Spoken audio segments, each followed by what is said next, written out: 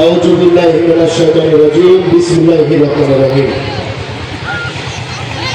মহেশপুর উপজেলার যাদবপুর ইউনিয়নের 4 নম্বর ওয়ার্ড কর্তৃক আয়োজিত আজকের মহিলা সমাবেশের সম্মানিত সভাপতি, প্রধান অতিথি হিসেবে উপস্থিত থাকবেন মহেশপুর উপজেলা বিএনপির সাধারণ সম্পাদক জনাব কবিরউদ্দিন বিশ্বাস। বিশেষ অতিথি হিসেবে উপস্থিত আছেন মহেশপুর উপজেলা বিএনপির সম্মানিত কোষাধ্যক্ষ, যাদবপুর ইউনিয়নের নির্বাচনকালীন টিমের টিম লিডার জনাব মেহেদী মাসুদ সহ আমার সামনে আজকের অনুষ্ঠানের বিশেষ অতিথি এবং মহিলা দলের নেতৃবৃন্দ সহ সামনে উপবিষ্ট মা ও বোনেরা সকলকে জানাই সালাম, আসসালামু আলাইকুম। আমি প্রথমেই বিএনপি চেয়ারপারসন সাবেক প্রধানমন্ত্রী বেগম খালেদা জিয়ার সুস্থতা কামনা করে আপনাদের কাছে দোয়া প্রার্থনা করছি, যাতে তিনি অতি দ্রুতই আসলে আমাদের মাঝে ফিরে আসতে পারেন, এই আশা ব্যক্ত করি। সেই সাথে আর একটু বলি, বিএনপি চেয়ারপারসন বেগম খালেদা জিয়া এমন একজন নারী, তার যৌবন থেকে শুরু করে এখনো এই 80-র ঊর্ধ্বে বয়স হয়ে যাওয়ার পরও তিনি আসলে বাংলাদেশ ও বাংলাদেশের মানুষের অধিকার নিয়ে আন্দোলন সংগ্রামে সবসময় অগ্রণী ভূমিকা পালন করেছেন। আমি এখানে ইমাম সাহেব আমাদের দুয়ার আগে একটা কথা বলেছেন যে তাদের মর্যাদা নিয়ে কথা বলেছেন। আমি সারা বাংলাদেশের এবং এই ইমাম সাহেবকে বলতে চাই, আমাদের প্রিয় নেতা বিএনপির ভারপ্রাপ্ত চেয়ারম্যান জনাব তারেক রহমান ইতিমধ্যে ঘোষণা দিয়েছেন প্রত্যেক মসজিদের ইমাম মুয়াজ্জিনদেরকে তাদের সম্মান দেওয়া হবে এবং তারা যাতে সম্মানের সাথে জীবনযাপন করতে পারে সেদিকে বিএনপি যদি আগামীতে রাষ্ট্র ক্ষমতায় আসে তাহলে অবশ্যই বিএনপির দলীয় নেতা কর্মীরা সেদিকে লক্ষ্য রাখবেন। কিন্তু বর্তমান সময়ে জামাত আসলে তাদের মহিলা কর্মীদের দিয়ে যদি আমরা যেভাবে আপনাদের লিখছি, আমি বিশ্বাস করি আপনারা প্রত্যেকেই বিএনপি পরিবারের সদস্য। আমরা একটা নীতি আদর্শ নিয়ে রাজনীতি করি।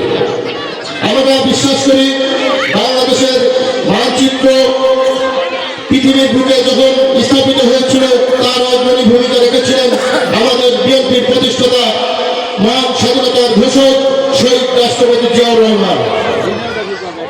তারপর থেকেই বাংলাদেশের যতটা ক্রান্তিকাল এসছে, ঠিক সেই সময় সকল দলের নেতাকর্মী বিভিন্নভাবে পড়িয়েছেন, হাত উঁচু করে সারেন্ডার করেছেন।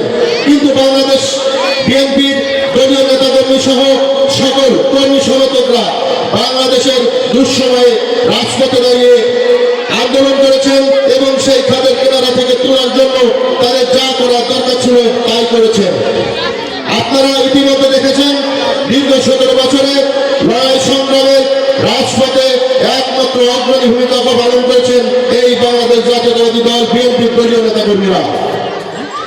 এই 17 বছরে আমাদের প্রিয় নেত্রী বেগম খালেদা জিয়া তার ছোট সন্তান আরাফাত রহমান টুকুকে হারিয়েছেন, তাও তিনি কিন্তু আমাদের এই দেশ ছেড়ে যাননি। তার বড় ছেলে দীর্ঘদিন ধরে প্রবাসে থেকে দেশে ফিরতে পারছেন না। অনেকে অনেক কথাই বলছেন। আজ গতকাল চৌগাছায় জামাতের এক সমাবেশে জামাতের শীর্ষ নেতা বললেন তাদের দিকে হাত তুললে তাদের হাত নাকি ফেরত যাবে না। আমি বলতে চাই, আপনারা হাত তোলার কাজ করবেন কেন? যদি না করেন তাহলে আমাদের তো হাত তোলা লাগবে না। আমরা কখনোই প্রতিহিংসা রাজনীতিতে পছন্দ করি না। আর বাংলাদেশ জাতীয়তাবাদী দল সবসময় বিশ্বাস করে শান্তি এবং সমৃদ্ধ এবং বন্ধুত্ব ভ্রাতৃত্ব বজায় রেখে রাজনীতি করতে।